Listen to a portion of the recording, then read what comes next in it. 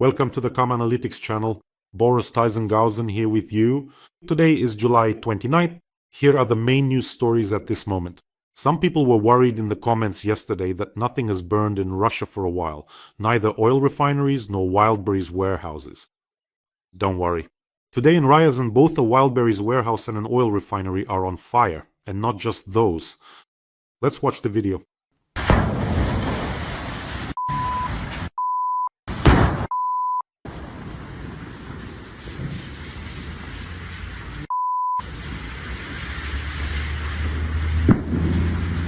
That's how it goes sometimes.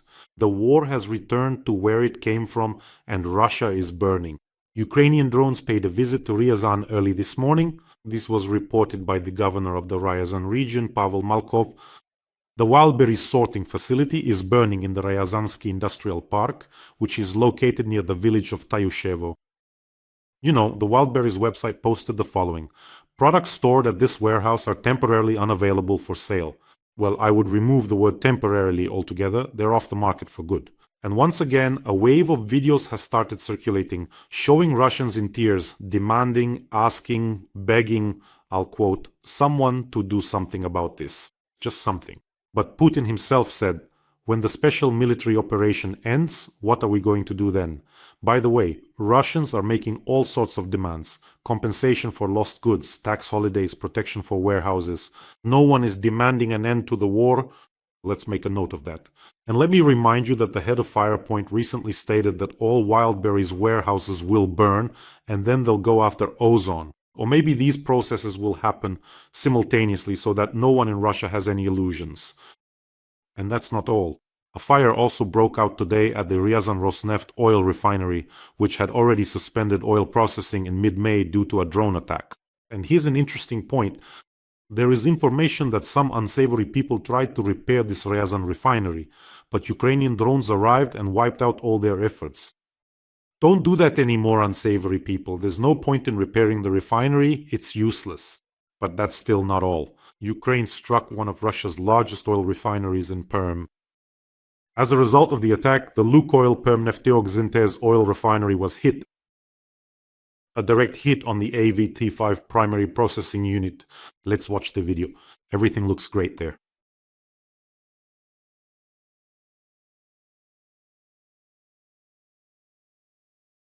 Just the way you like it. This Perm Nefteok refinery is among the top 10 largest Russian refineries and is the second largest in terms of capacity for Lukoil. The plant processes 13.5 million tons of oil per year, including the production of 2 million tons of gasoline and almost 6 million tons of diesel. An important plant and a complicated one. The previous attack on this plant was all the way back on May 7th. It's been a while since our drones paid a visit. Well, that's been corrected now. And as for Wildberries, it looks like we hit the mark perfectly. I took a look at the map here and I want to say the following. The one in Ryazan that burned down, it's kind of average, 70,000 square meters. Now when the warehouse in Koledino burns down completely, and let me tell you, it's 250,000 square meters, it was already hit, but there's still more to go. And if the warehouse in St. Petersburg burns down, those two warehouses, then that will be a total collapse. And realizing this, Wildberries turned to the Russian government. The situation is very difficult. They requested financial assistance in light of the drone attacks.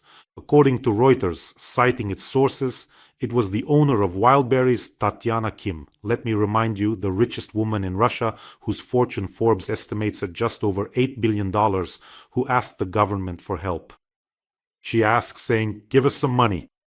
And the government, well, the government isn't giving its own money, it's giving the money of Russian citizens. According to Reuters sources, Kim is discussing assistance for sellers as well as tax benefits. It's not so funny anymore, is it? When they were hitting Nova Poshta terminals in Ukraine, they were laughing, saying, you have underground warehouses, weapons there. It's not funny anymore, is it? From the perspective of weakening the military budget, this is also a good option. That is loan holidays, covering expenses for sellers, all of these are additional costs. This suits Ukraine just fine. The less money goes to the war, the better. But for some reason, it feels like Russian citizens are To put it mildly, not a priority for the Russian government. The priority is the war, which devours all resources, including consuming the Russians themselves. Where is the government supposed to get money for you anyway? Putin already doesn't have enough for the war. You know what's most interesting? Tonight, public channels are predicting a massive shelling of Ukraine. We'll talk about that a bit later. There will be a separate segment about that. So if Putin hadn't carried out this shelling, just this one shelling tonight, there would have been enough money to compensate the vendors for their losses. And really, if he weren't waging this war, there wouldn't be any need to compensate anyone at all. Can you imagine? But no, this Botox jellyfish will spend the last of the money on missiles, on drones, and certainly not on helping Russians. So what does it mean? It means Wildberries warehouses will keep burning, oil refineries in Russia will keep burning, ozone warehouses, tankers in the Sea of Azov, the Black Sea, the Caspian, and soon in the Baltic as well. Everything in Russia will keep burning until you stop the war. By the way, friends, don't forget to subscribe to this channel. It's important. You can do it right now without putting it off. We are fighting against Putin's propaganda, and together it will be much easier to do. And by the way, today the number of subscribers on the main channel has surpassed 530,000. That's a huge number. I still can't believe there are so many of us already. Thank you so much.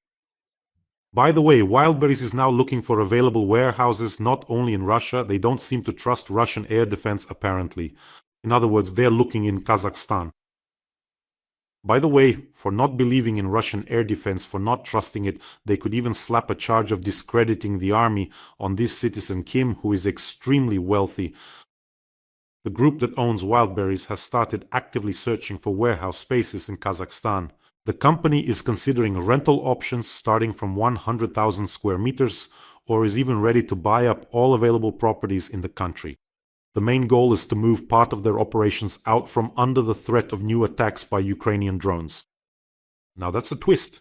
First, just the other day, Putin was literally humiliating himself, begging Kazakhstan for leftover fuel, and now warehouses are fleeing from the Russian Federation. Wildberries might just up and leave, go bankrupt, wave goodbye to the sellers and say farewell. And who is to blame for this? Meanwhile, in Russia, a real hunt has begun for those working in the Russian military-industrial complex. But today, something special happened. In Tula, there was an assassination attempt on the head of a company that develops drones for the Russian army. The name of this head is Andrei Cherezov. According to Russian media reports, the attacker was waiting for him on the stairwell, fired several shots, and then fled the scene. Cherezov is still alive for now. The shooter is being sought. So, Cherezov's company is called Russian Air Transport Laboratory, and it develops and supplies drones for the Russian army. They produce FPV drones called Ovod, which were even showcased at one of the exhibitions. These drones are used in the war against Ukraine. It's a good reason for many developers, engineers, and heads of similar companies to think about the fact that such a trend has started in the Russian Federation.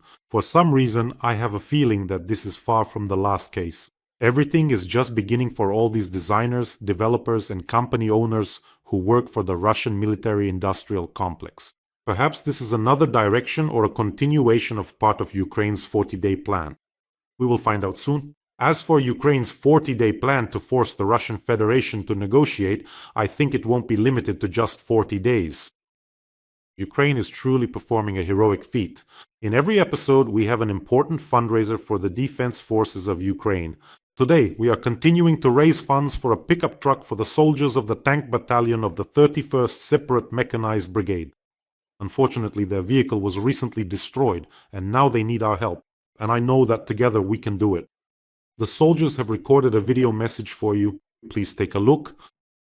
Бажаю здоров'я. Ми бійці відділення Церберу з 31-ї МБР разом з Борисом Тізенхаузеном та 24-м каналом відкрили збір на автомобіль, який допоможе в виконанні наших бойових задач. Долучайтесь, разом ми сила. Слава Україні! Героям слава! Let's help our defenders from the 31st Brigade. The link to donate is in the description of this video. There are options for Mono, Private, and PayPal for those who want to help from abroad. And the QR code in the corner is for those who are watching me on other channels. There are some of you as well. It leads directly to the donation page. I recently corresponded with Artur from this brigade. There isn't much left to raise in this fundraiser, and he sends you his warmest regards and says a big thank you for your help, and a special thank you from me as well. Well, in Russia, following Putin, that mustachioed floozy Peskov has also started saying that apparently war is a great blessing for Russians. In my opinion, they have some kind of collective madness over there, and with each passing day, it becomes more and more pronounced. Let me quote what Peskov said. An ideal crisis has taken hold in Russia, which has united society and ensured its independence from other countries, Peskov stated at the Territory of Meanings Forum. We are now in an ideal crisis that strengthens our sovereignty, that has in a leap instantly filled our entire life with unity and consolidation, Peskov added. But they're just sick. Only a mentally ill person could call a war a blessing or some kind of ideal crisis. They have some sort of collective madness, and with each passing day it becomes more and more obvious. And you know what I noticed? That even the most hardcore Zay supporters quieted down after that video where Putin laughed and said, "When the special military operation ends, what are we going to do?" Someone there tried weakly to justify it. They said you need to look at the context, not the context. It didn't really work, but it's exactly like that time when he talked about the Kursk submarine. Exactly. To this day, even the most die-hard patriots can't explain why he was grinning back then and said, "It sank." Why was he grinning then? They just pretended at the time that it never happened. It doesn't exist, that's it. It never happened. And now it's this. So now it's either it sank or what are we going to do when the war ends? Ha ha ha. Or maybe you need to be braver. Now this happens almost every day.